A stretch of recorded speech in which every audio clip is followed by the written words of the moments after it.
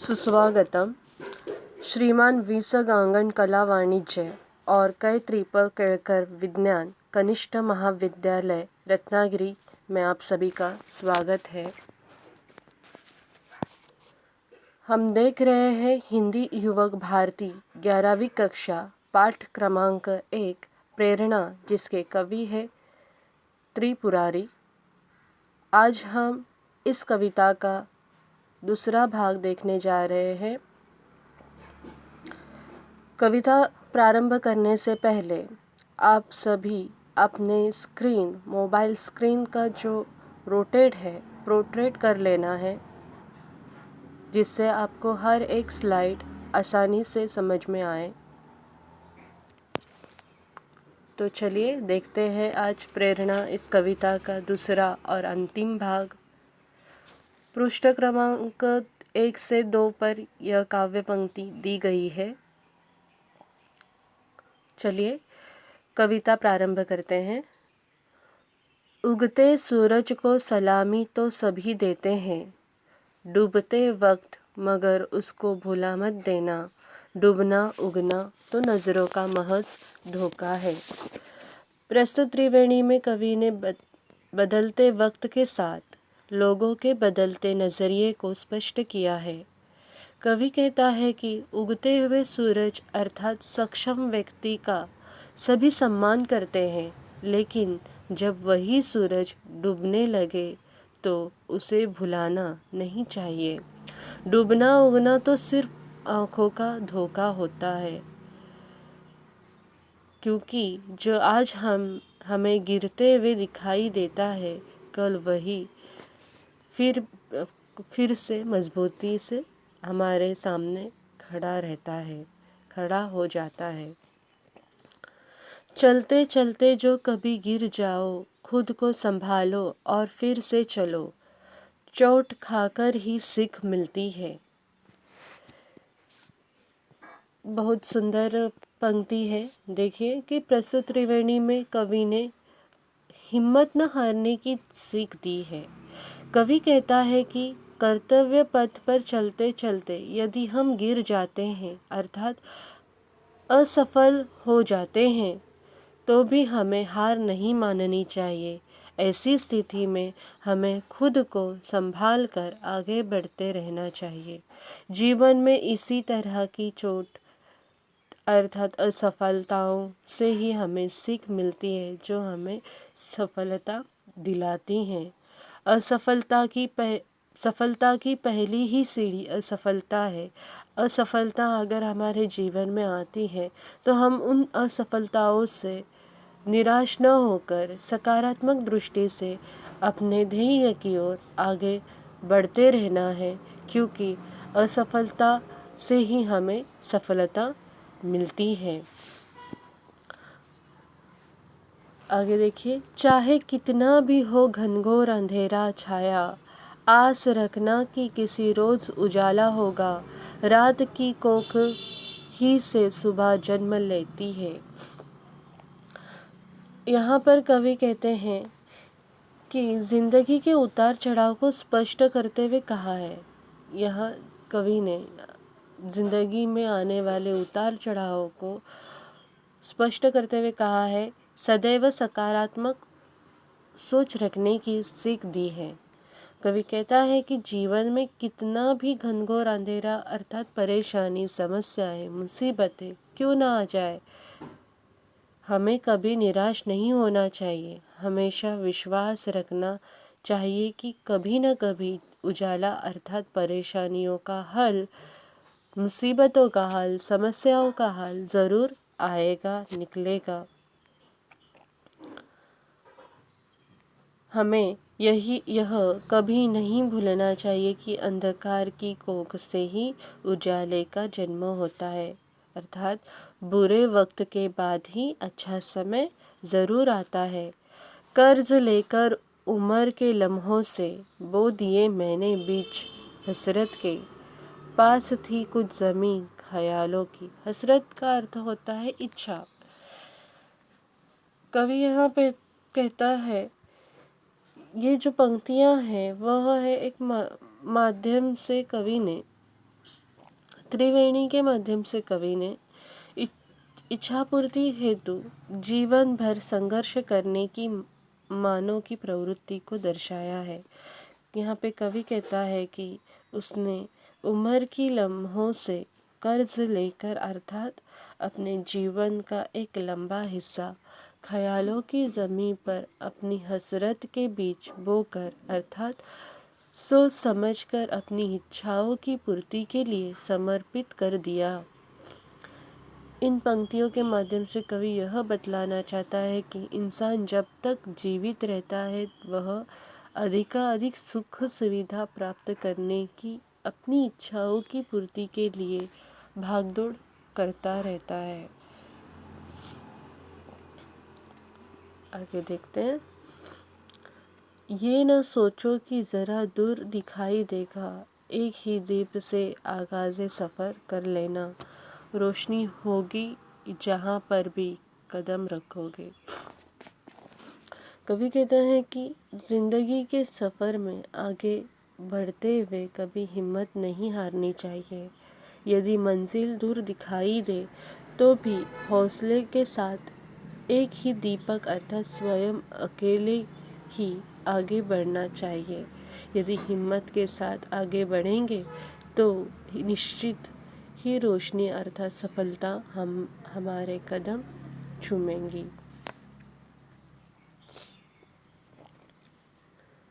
अपनी आँखों में जब भी देखा है एक बच्चा सा खुद को पाया है, कौन कहता है उम्र बढ़ती है।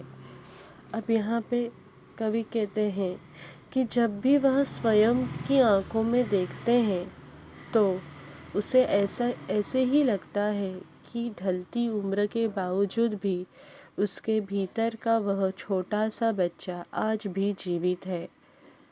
वह आज भी भीतर से बच्चा ही है। अतः समय के साथ इंसान का सिर्फ शरीर कमज़ोर व बूढ़ा हो जाता है, लेकिन उसका मन उसी तरह जवान रहता है। भले ही इंसान अपने तन से बूढ़ा हो, लेकिन मन से वह बूढ़ा नहीं होता। आंसू खुशियाँ एक ही शय है, नाम अलग है इनके। पेड़ में जैसे बीज छुपा है, बीज में पेड़ है जैसे। एक में जिसने दूजा देखा वही सच्चा ज्ञानी। प्रस्तुत त्रिवेणी में कवि ने स्पष्ट किया है कि सुख दुख एक ही सिक्के के दो पहलू है। कवि कहता है कि आंसू खुशियाँ एक ही चीज़ के दो नाम हैं।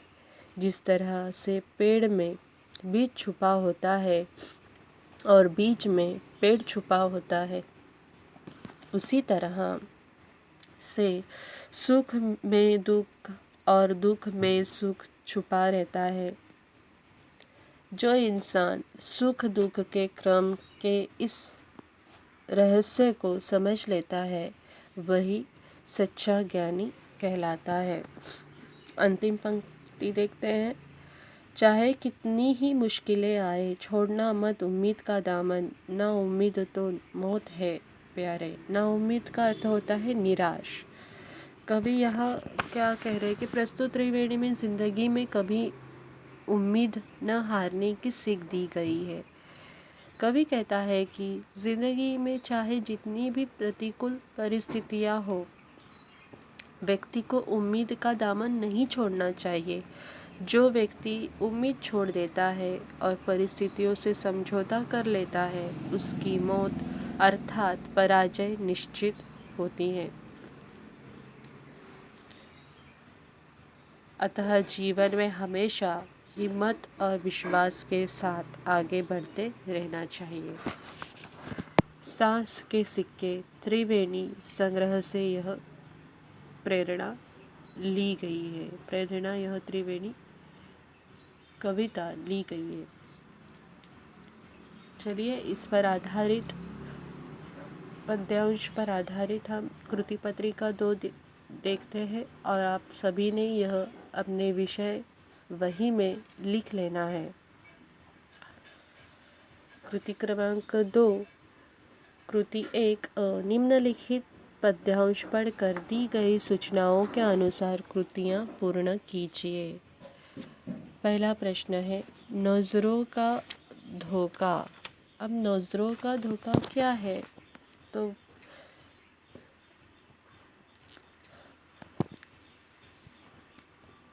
पहले आकृति में आएगा नज़रों का धोखा क्या है, तो सूरज का डूबना, और दूसरे आकृति में आएगा सूरज का उगना। महज ये नज़रों का धोखा है। आकृति पूर्ण कीजिए। दूसरी आकृति पूर्ण कीजिए। देखो दूसरा प्रश्न है कि छुपा है पेड़ों में। क्या छुपा है पेड़ों में? तो पेड़ों में छुपा है बीज, और पेड़ में यहाँ पे गलती से दोबारा पेड़ आ गया है, तो यहाँ पे आएगा बीज में पेड़ छुपा है। पहले इसमें आएगा पेड़ में बीज छुपा है, बीज आएगा यहाँ पे, और दूसरे जो ये है, दूसरा जो बॉक्स है उसमें आएगा बीच में पेड़ छुपा है, बीज आना चाहिए यहाँ पे।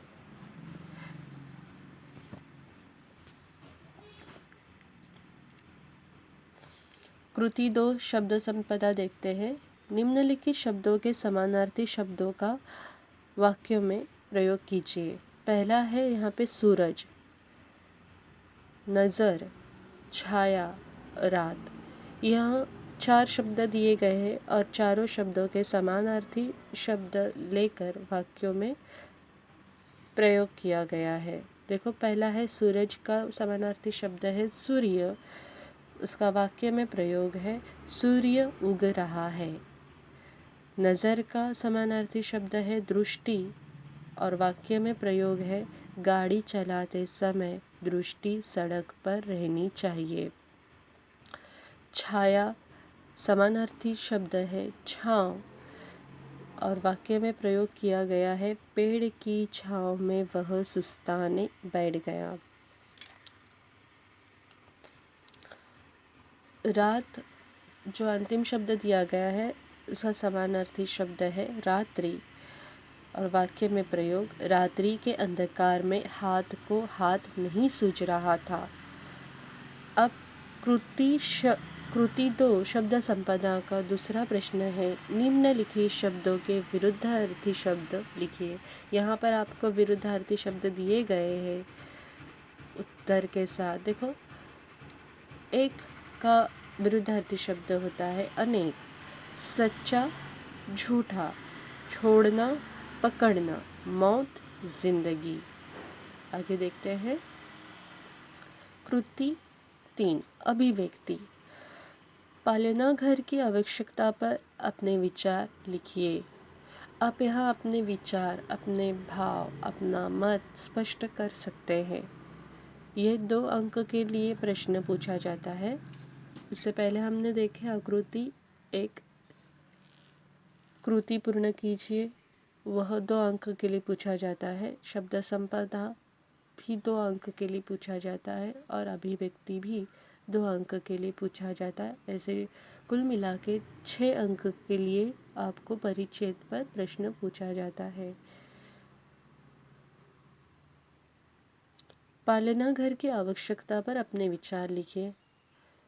पालना घर आधुनिक युग की देन है। आज के ज़माने में संयुक्त परिवार टूट चुके हैं। आज का परिवार पति पत्नी और बच्चे तक सीमित हो गया है। शहरों में ऐसे पति पत्नी के सामने अपने शिशुओं को देखभाल करने की समस्या खड़ी हुई हो गई है। जिनमें से दोनों काम करते हो, काम पर चले जाने के बाद घर में बच्चों की देखभाल करने वाला कोई नहीं रह जाता। ऐसे लोगों को मजबूर होकर अपने छोटे बच्चों को पालना घर में रखना पड़ता है। पालना घरों का कर्तव्य है कि यह बच्चों के साथ अच्छा व्यवहार करे तथा समय समय पर खाने पीने तथा मनोरंजन की उचित व्यवस्था करे, और अधिक से अधिक अच्छे पालन घर खोलने चाहिए। आप इससे अगर सहमत हो या असहमत हो तो आप अपने मत यहाँ पर स्पष्ट कर सकते हैं।